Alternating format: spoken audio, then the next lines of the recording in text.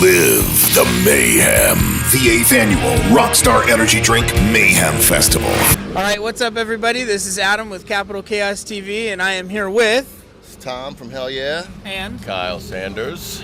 Nice to meet you, fellas. And Tom, I met you a couple months ago. Kyle, this is the first time, so good meeting you. Yes, sir, brother. Glad you're here, man. So I guess we'll just kind of jump right off. Last time I talked to you, the album was still pretty fresh. Yeah. You guys have been playing it for a while. How's it going so far?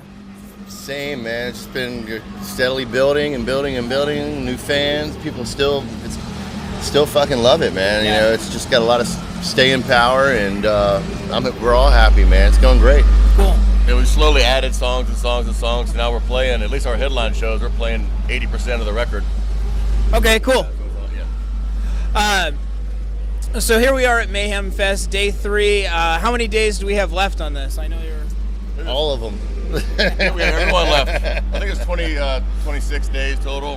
This is number 3, so yeah, we got a good solid 4 or 5 week run ahead of us. Yeah. Nice short one, so nothing overwhelming. Well, not really. I mean, we only get between the day the tour started and September 10th. We only have 3 days off at home, so you know we're gonna be going straight until September. Okay. Yeah. So short-ish. Short-ish. So as far as you're concerned, how was the writing process for the new album for you jumping in on this? To be honest, I think it's going to start out the same way the last record did. You know, it's Maxwell and Vinnie Paul getting together in a room and start hashing out ideas. And that's going to be the foundation to get some songs, you know, started. And then everyone else will come in and pitch in their 2 cents, have ideas. If they work, they work. If they don't work. And then Chad's in his own world writing all the lyrics, doing that his own way. And so yeah, we're looking forward to getting cracking on some new material, and we won't be gone for very long, you know. Cool. You guys had mentioned right before we started the interview, Download. How was that? How was that for you guys? We kind of, well, he doesn't know because he broke his foot the first day of the tour, so we ended up being a 4-piece for those few weeks. But that it was definitely the highlight of the tour. We kind of based the tour around Download, and we played it kind of early in the day on the first day, so we weren't real sure what to expect. And I think they estimated it was like 30,000 people at 1:45 on Friday, so day 1. So we couldn't have been happier. Everything went smooth. But you know, had a shorter set. I think it was 30 or 35 minutes. So it was you know, it was perfect. Couldn't have been better. Yeah. Well, especially for that many people, that's definitely a plus. Yeah, that early in the day, it's just hot, sunshine, and then it started raining right after us. So we had a great. I mean, it rains there every year anyway. But it was a great slot. The sun was out, and then it started getting dark and rainy and sloppy and muddy. Now, just this kind of popped into my head, but how does rain affect you guys? Like, if you're playing an outdoor show, is that still doable? Oh, fantastic. Then there's that. All right, let's do it again. All right, so rain at outdoor festivals, how does that affect you guys? It doesn't affect us as long as it's kind of fun. Yeah, I mean, watching the crowd's fucking great. They're having a good time. I mean, as long as the stage is covered and it's not fucking dripping on gear. Not an and electrical storm. It's you know, just adds to the element. It makes people get more into it. You know, once you get wet and you're out there getting muddy, then it's just, well, this is how I'll take rain over 110-degree desert heat any day. Yeah, I don't blame you on that one. Yeah. So now, Tom, if you don't want to address this, totally cool. But how did this happen? You know, I was getting a ride back on a golf cart from the stage, played Olympic Stadium in Munich.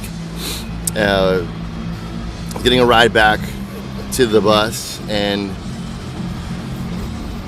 as he was coming to a stop, from what I could remember, because it's, you know, I went into shock very quickly after that, but I got kind of tossed off, but not violently. It was like a heavy, hard step off, trying to catch myself from falling, but just the physics were aligned, man. You know, the way I came down on my ankle, my weight hit it shattered both sides of my ankle. I had to go immediately to the hospital. I had to get emergency surgery to fix shit because of the amount of swelling that was about to happen. It could have permanently caused some damage to my foot. Right. So they did a fantastic job, man. My specialist back home looked at the the X-rays from the operation and was really impressed with what the surgeon did in Germany, the way they fixed me up, man. So, you know, it's been a month pretty much to the day, right? Yeah. So I got 2 to 3 more weeks, a couple more weeks before I find out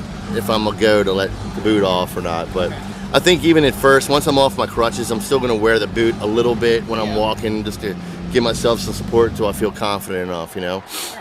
But right now, you know, I'm fucking on tour with my band, and I'm on stage sitting down on a drum stool, and I'm having fun watching these guys jump around like idiots. It's great. So are you still playing it? I'm playing, yeah. Oh, cool. I'm on stage, man. And then what's in store for you guys coming up after Mayhem, for the future, the rest of the year? What do you guys got going on? Well, like Kyle said, after we finished Mayhem, we jump into New Zealand, Australia, Japan, and then from there we're going to take a short break, and then we're going to start getting together and mining for fucking riffs and fishing for hooks for the next record. And then that's it. From September till December, we will be focusing solely on recording a new album. Okay. And then come New Year, back on the bus. Yeah. Yep. So it'll be definitely a good run for the rest of the. Oh yeah, I mean we've been going nonstop since early last year.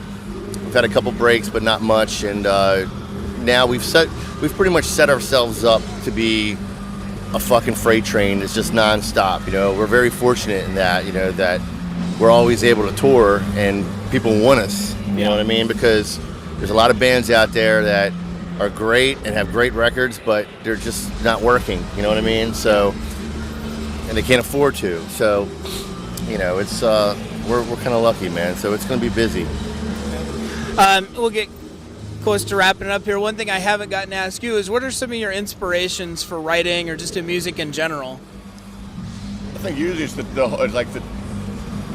this everyday life on tour. We're on tour a lot, so we talk about trying to write on the road, and it's just hard to. You know, we just don't have the time and the capabilities to. So I think you just start cataloging ideas. Like some days are worse than others, you know, like he went home and smashed his foot, so he was pretty pissed off, you know, so he went home from that tour and started writing, you know, and releasing that way, because you know how else are you going to release but making music. So there's the start of the record right there. You know, that's exactly how, for me, when I'm writing music, it's I'm really affected by my surroundings and how it's I don't have like a preconceived notion of anything that I'm about to get into. I just write, you know, I play, and sometimes you just stumble upon things that, you know, become songs later on, you know. Break your neck, hell's where I was